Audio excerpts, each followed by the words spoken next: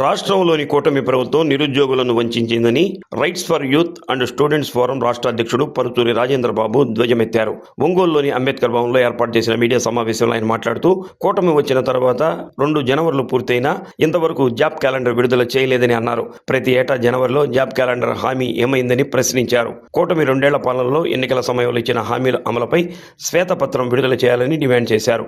Media సమావేశంలో rights for youth and students forum రాష్ట్ర కార్యదర్శి చామల లక్ష్మారెడ్డి, జిల్లా నాయకులు రాజు విశాల్, నవదీప్ పాల్గొన్నారు.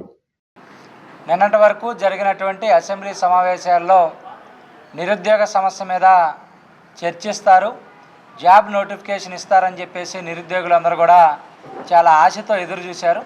కానీ అసెంబ్లీలో వాళ్ళ గొప్పలు చెప్పుకోవడానికి, రాజకీయాల గురించి మాట్లాడడానికి, లడ్డూల గురించి రాజకీయాలు చేయడానికి సమయం సరిపోయింది తప్ప ఎన్నికల వాగ్దానాలు నిలబెట్టుకోవడంలో కూటమి ప్రభుత్వం పూర్తిగా విఫలం చెందిందని చెప్పేసి ఆర్వైఎఫ్గా మేము విమర్శిస్తూ ఉన్నాం.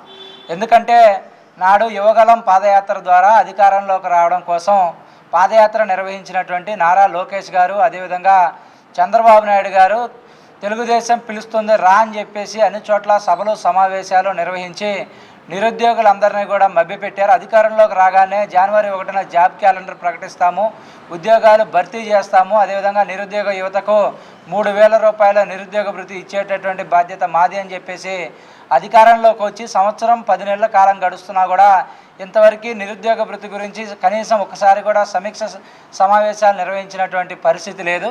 జాబ్ క్యాలెండర్ 2 జనవరిలో పూర్తయినా జాబ్ క్యాలెండర్ ప్రకటించలేదు. అదేవిధంగా గత ఏప్రిల్ నెలలో నిర్వహించినటువంటి స్కిల్ సెన్సెక్స్ సర్వేలో రాష్ట్ర వ్యాప్తంగా 1,53,00,000 మంది నిరుద్యోగులు ఈ రాష్ట్రంలో వివిధ ఉద్యోగాల కోసం ఎదురు చూస్తున్నారని రెవెన్యూ శాఖ గణాంకాలు చెప్తా ఉన్నాయి. రెవెన్యూ శాఖ శ్రీనిధి పోర్టల్లో సుమారుగా 1,93,000 పైచిలకు ఉద్యోగాలు ఖాళీ ఉన్నాయని చెప్పేసి ప్రభుత్వ గణాంకాలు చెప్తున్నప్పటికీ కూడా అరచేతిలో వైకుంఠం చూపించేటటువంటి పద్ధతుల్లో రానున్నటువంటి రోజుల్లో ఉద్యోగాలు వస్తాయని చెప్పేసి చెప్తా ఉన్నారు.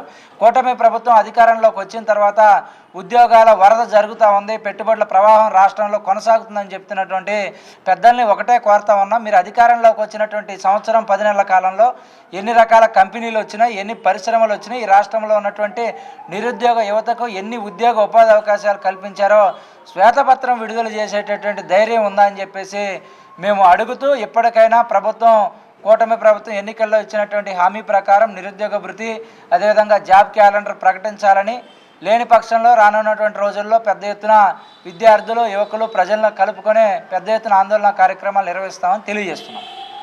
ఈ రోజున విద్యారంగం విద్య వ్యాపారం కాదు, విద్య సామాజిక సర్వీస్ అని చెప్పేసి, సోషల్ సర్వీస్ అని చెప్పేసి చెప్తా ఉంటే, ఇంకొక వైపు విద్య అనేది వ్యాపారమేనని చెప్పేసి కొన్ని ప్రైవేట్ కార్పొరేట్ పాఠశాలలు, కళాశాలలు ముందస్తు అడ్మిషన్లు చేస్తూ ఉన్నారు.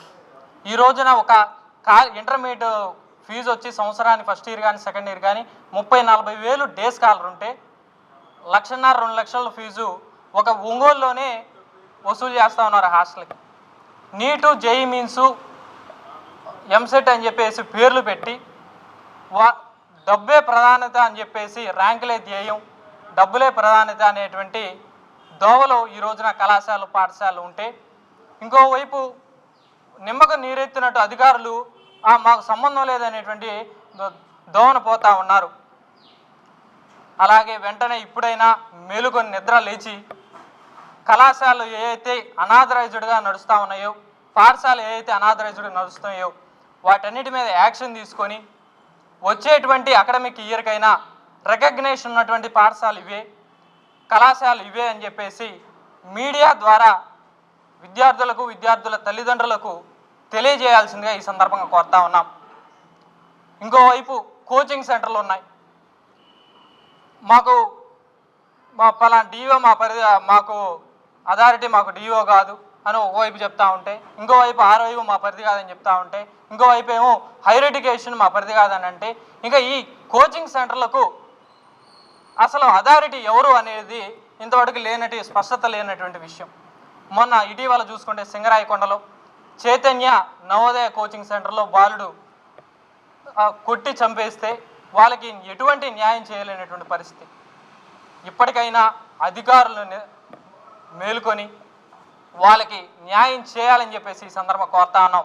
లేని ఎడల నారా లోకేష్ వద్దకు ఈ సమస్యను వెళ్ళే దిశగా మేము ముందడుగు వేస్తామని చెప్తా ఉన్నాం. ఇంకోవైపు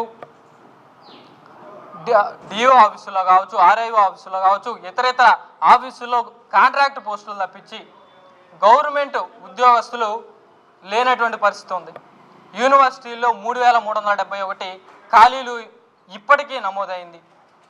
ఇప్పటికైనా మీరు నిద్ర లేచి విద్యను